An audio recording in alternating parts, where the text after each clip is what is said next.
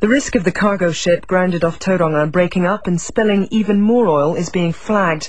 The Rena, with 1,700 tonnes of oil on board, has been declared a hazardous ship by Maritime New Zealand, giving its director more power over the operation. Oil is still leaking out, adding to a narrow 5-kilometre-long slick spreading north from Astrolabe Reef. The Minister of Transport, Stephen Joyce, says the ship is in a precarious position, and if it breaks up, significant quantities of oil could be spilt. We hope to speak to the Minister shortly. But first, Matthew Watson is with the multinational firm Svitzer Salvage, which has been put in charge of refloating the Rena, and he joins us now. Good evening. Good evening, Susie. Now, we understand you can't talk specifics about this operation, but you are from an experienced firm. How difficult would you rate this salvage operation? Susie, they are always difficult. I personally have been involved in many salvage operations such as this. Your listeners may recall that last year a coal vessel by the name of the Sheneng 1 crashed on the Great Barrier Reef off Australia. In 2007, a coal carrier decided to ground right on the doorstep of Newcastle, one of Australia's biggest cities, just north of Sydney. Look, these salvage operations are always difficult. There are no easy answers, but I guess the message to the public is the best possible team is being put in place, and they will be working to the very best possible plan. And what do you think will be going on behind the scenes at this stage?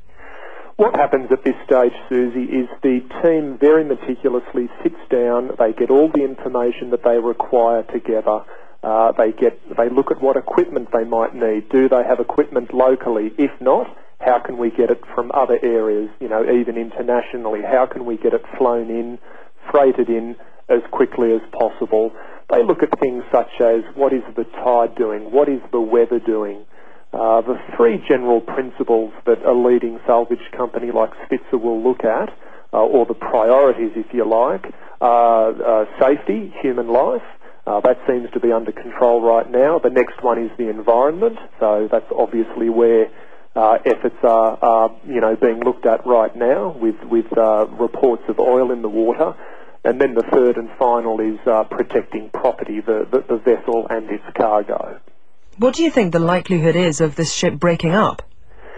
That's always the million-dollar question, Susie. Look, I would be speculating if I went anywhere near that. It is important for people to remember that anything could happen in a situation like this. These jobs are not easy. The best thing you can do is get the best possible plan together and work to that plan. There are no silver bullets. There is no room for, knee-jerk responses or heroics. Svitzer will be methodical and meticulous in working towards the best possible plan to try and refloat this vessel. That may or may not succeed, but it is important to know that the best possible plan will be worked to. From your experience, do you think that New Zealand should be worried about a significant oil spill and should be preparing accordingly? You have to take these things very, very seriously, and it's obviously worth noting that Maritime New Zealand have been all across this and many other agencies. Look, I'll take you back to the Sheneng 1 on the Great Barrier Reef. Last year, small amounts of oil got into the water during that scenario. Eventually, another vessel was moved alongside that vessel, and the diesel oil on board the Sheneng 1 vessel was transferred onto another vessel. And overall, that was a pretty good operation.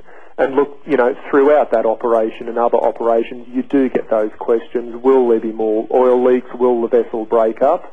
Svitzer just has to keep its head down and get on with the job, as best as it possibly can.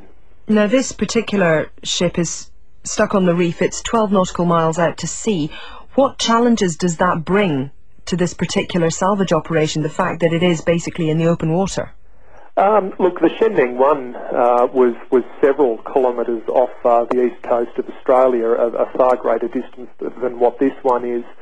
So look, what Svitzer would typically do is put together what is called a shoreside salvage team and a vessel-based salvage team, and they use helicopters to fly equipment backwards and forwards, and they use vessels to get equipment out to the stricken vessel. It's in the scheme of things, the fact that it's 12 nautical miles offshore isn't really a problem. It just goes with the territory of salvage operations.